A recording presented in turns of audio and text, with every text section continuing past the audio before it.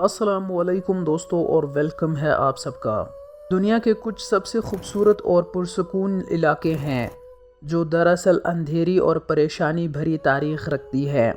اس video میں آپ کو دنیا کے 5 ایسے حسین مقامات کا جائزہ دوں گا جو پہلی نظر میں تو عام لگتی ہے اور دلکش منظر دکھاتی ہے، مگر اصل میں بالکل بھی معمولی نہیں اور ان کے پیچھے چھپی ہے خوفناک کہانیاں۔ سب سے پہلے ہم بات کریں گے برف سے ڈھکی اٹلی کی اسکائی سلوپس کے نیچے موت کے بارے میں۔ دوستو، اٹلی کے ایلپس اٹلی کے شمالی علاقے میں واقع ایک پہاڑی سلسلہ ہے جو مشرق میں ڈولومائٹس سے لے کر مغرب میں فرانس کی سرحد تک پھیلا ہوا ہے۔ یہ اپنی دلکش حسن اور متاثر کن منظر کی وجہ سے مشہور ہے، جہاں لوگ ہائیکنگ، اسکیئنگ اور پیراگلائڈنگ کا لطف اٹھاتے ہیں، مگر ان برف سے ڈھکی چوٹیاں ایک بھوتیا واقعہ بھی چھپائے بیٹھی ہے۔ پہلی جنگ عظیم کے دوران یہاں ہونے والی لڑائی اور اس میں مارے جانے والے فوجیوں کی لاشیں اب تک برف کے نیچے چھپی ہوئی تھی۔ گلوبل وارمنگ کی وجہ سے ایک پگھلتا ہوا گلیشیئر ان فوجیوں کی لاشوں کو بے نقاب کر رہا ہے۔ یہ لاشیں بالکل ویسے ہی سوکھی ہوئی ہے جیسے کسی برفانی قبر میں محفوظ کی گئی ہو۔ یہ کہانی مئی 1915 میں شروع ہوتی ہے جب اٹلی نے پہلی جنگ عظیم میں الائیڈ فورسز کا ساتھ دینے کا فیصلہ کیا۔ اٹلی کا مقصد آسٹریا سے کچھ علاقے حاصل کرنا تھا، جس کے نتیجے میں وائٹ وار شروع ہوئی جو 4 سال تک جاری رہی۔ برفیلی پہاڑیوں پر لڑائی کے لیے فوجیوں نے برف میں سرنگیں کھودی اور برف کے طوفان ایوالانچز پیدا کرنے کے لیے دشمن پر بم برسائے۔ یہ جنگ بہت لوگوں کی جانیں لے گئی۔ آج جب گلیشیئرز پگھل رہا ہے، نئے فوجیوں کے جسم سامنے آ رہے ہیں جو اب بھی اپنی اصل یونیفارمز میں، کچھ کے سروں میں گولی کے نشان ہیں۔ بعض فوجیوں کی لاشیں 12,000 فٹ کی بلندی پر برف سے لٹکتی ہوئی پائی گئی۔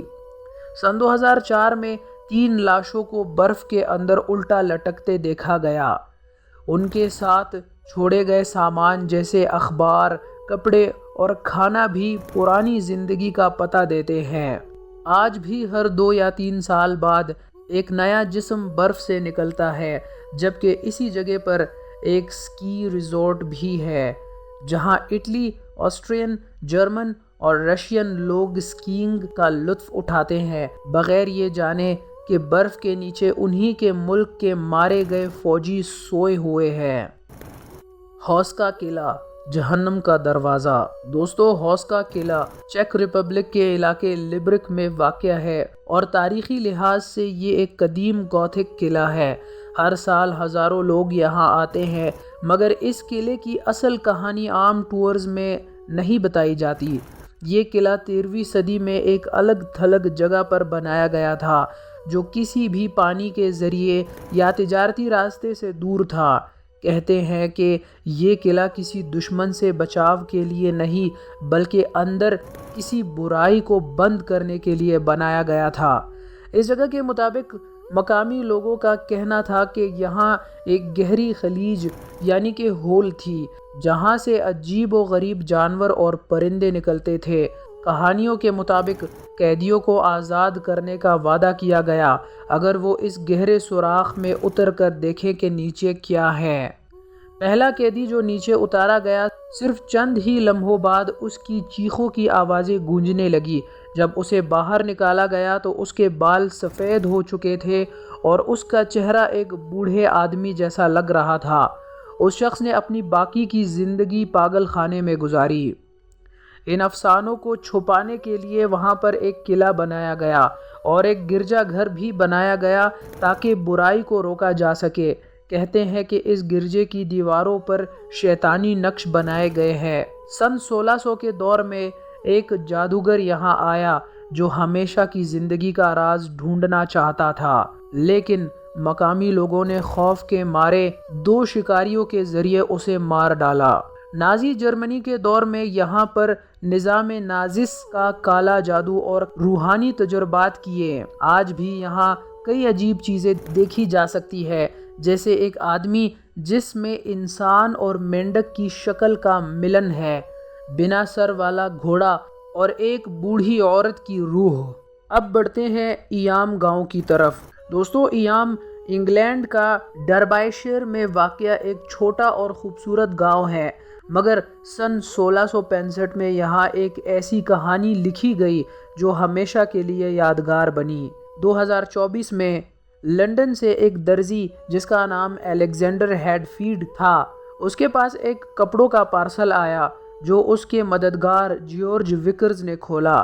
چند دنوں بعد جیورج بیمار ہو گیا۔ اس کے جسم پر ناسور نکل آئے جو خون اور پیپ سے بھرے تھے۔ وہ تیز بخار، الٹی، زیادہ درد سے مر گیا۔ یہ کالا طاعون، بلیک ڈیتھ کی شروعات تھی۔ جب گاؤں کے پنڈت ولیم ممپیشن اور تھامس سٹینلی کو اندیشہ ہوا کہ یہ بیماری اور بھی جگہ پھیل سکتی ہے، تو انہوں نے فیصلہ کیا کہ پورا گاؤں اپنی مرضی سے کوارنٹائن میں رہے گا تاکہ یہ بیماری اور جگہ نہ پھیل سکے۔ ان دنوں گاؤں کے لوگوں نے ایک طریقہ اختیار کیا۔ باہر کے لوگ ایک باؤنڈری سٹون پر پیسے رکھ دیتے تھے جسے سرکے سے دھویا جاتا تھا تاکہ بیماری نہ پھیلے۔ ان پیسوں سے ان کے لیے کھانا لایا جاتا تھا۔